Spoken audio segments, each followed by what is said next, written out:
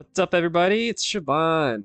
Welcome back for another installment of Should My Kid Play? Today we're going to be talking about Untitled Goose Game. All right, cool.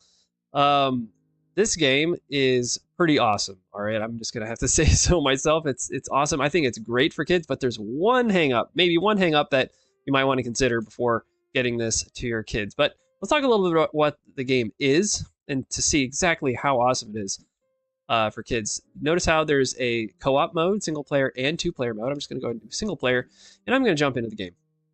So this game is spoilers alert, by the way. This game is great on many different levels. But first, I just want to say, in terms of how appropriate the content is, there's really no violence at all. There's no dialogue to be seen. So there's nothing about that. You don't have to worry about romance or relationships or drugs or any of that kind of stuff. Like all the content is pretty, pretty G. I mean, I guess I can't use the term G-rated because I guess that implies this is like a movie or something and it's been rated by that organization. But anyways, so it's entirely appropriate. I don't think this game is addictive at all. All right, there's a clear end to the game. Once you get to the end, it's like, ta-da, you did it. There's no like weird bonus, plus mode necessarily. There's no, leveling up. There's no progression systems, no loot boxes. There's no advertisements, no in-game purchases, no downloadable content. It's a one and done game. You can beat the game in just a few hours. This would be classified by many as a cozy game, so to speak.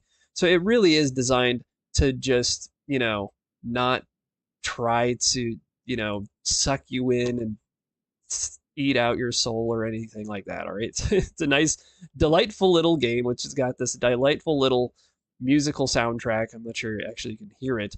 It's just like a piano only type of soundtrack. So I don't want this to take too long because, I'm singing all the praises of this game. So what is wrong with the game potentially? Well, the only problem maybe with the game is the objective of the game. All right. And the objective of the game is to basically terrorize this poor little village of people as a goose. Okay. So if I hold the select button, you'll see that I have this to do list. My to do list is to just make mischief. Like, that's my to do list. To break the broom. Like, that's your goal as a player. Trap the boy in the phone booth. I mean, consider this game, except you're not a goose. Like, imagine if you're just like this creepy old man, you know? Like, maybe that is, like, maybe the creepy old man became, like, was turned into a goose by some, great fairy because the creepy old man was just misbehaving too much.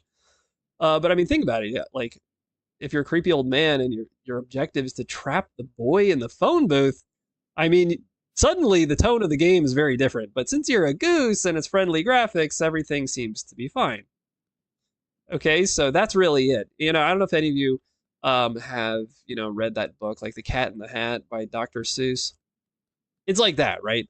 Where if you're okay with that kind of, like your kid's reading a book like that, where a cat just comes in and ruins everything, like, you know, if you're okay with that and you're like, oh, it's just, it's a cat doing silly things, whatever, then this game, you're going to have no problem. If you're someone who's like, I want a good role model for my children, I want a game where you have like Link who's saving the day and going into people's houses and breaking their pots and stealing, all the good stuff that a chivalrous character like Link would do.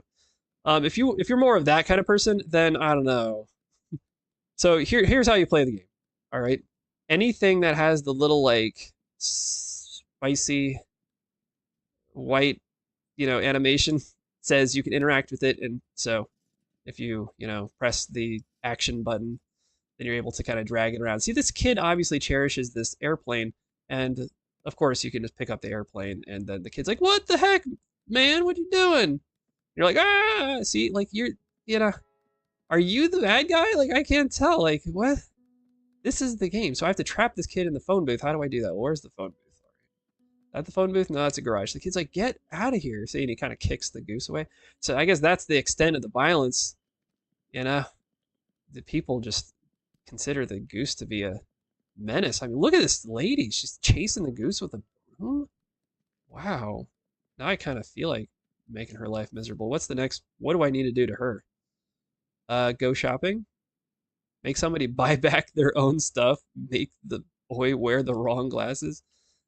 I don't want to dwell on this too long, and I don't really want to spoil it.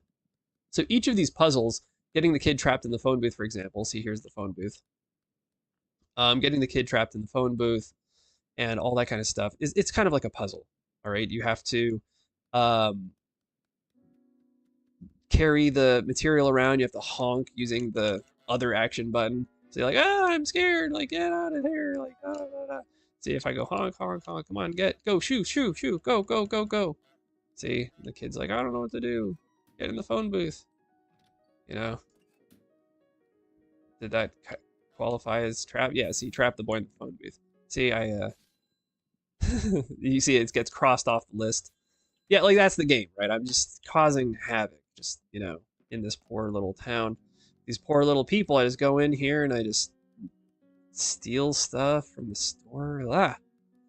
So the question, of course, is like, this game, how different is it than like Grand Theft Auto? Okay, is this like a gateway drug to Grand Theft Auto, or basically, you know, instead of a little friendly cartoon with a goose causing havoc, but rather you're like a gangster doing crime. How much of a leap is it?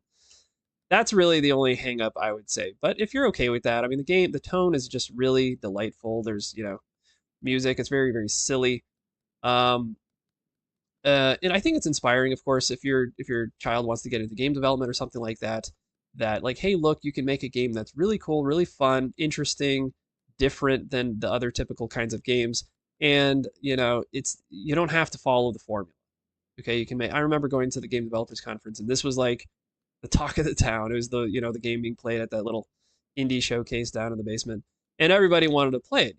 It was up against it was competing against all these other indie games that are a little bit more conventional, and so I think that's cool. And exposing your children to cool, interesting, different types of games, I think is something that's worthwhile. This is a really cool developer. So yeah, I definitely recommend it. Um, in terms of how difficult it is, like I had mentioned, that there are puzzles. So how accessible is it for different ages?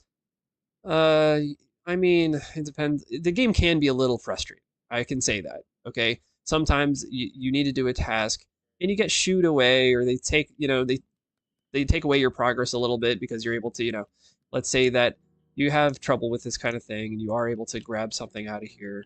You pull it away. Maybe this required a lot of effort. There's some coordination involved. Notice how this person does like take and bring it back. So it can be a little bit frustrating for younger kids. I think maybe to be able to beat the game entirely by themselves, you maybe have to be 8, maybe 8 years old. 7-year-old could probably play and be able to do some of the stuff, but they'd have to be able to read to see like what are the puzzles that I have to do. And some of these puzzles do require you to think a little bit outside the box. So I would say 8 years old is probably the youngest, unless you're going to be helping out. But even if you're not 8, just running around and honking at people and stuff, I think that alone is fun enough, even for like a 3-year-old, just to like walk around and like honk.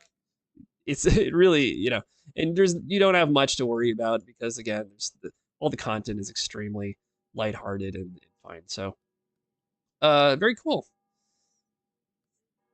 I believe that's pretty much all I got. I don't really feel like I need to spoil the game too much because there's no other part of the game.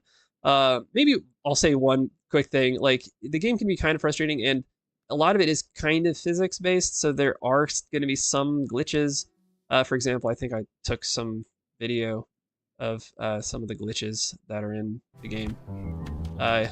Like as you can see here, like that's not really much of a glitch, but the groundskeeper just is like spinning around and stuff like that. Here's kind of more of a glitch that I discovered just like, playing just for a few minutes.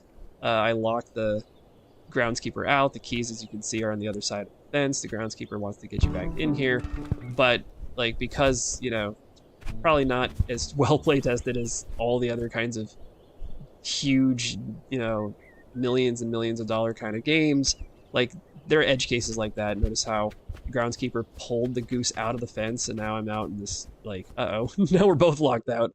Whoops. All right, so as you can see, there's gonna, be some things like that, and it's not a big deal. You just like go back and hit reset, and it'll just take you back.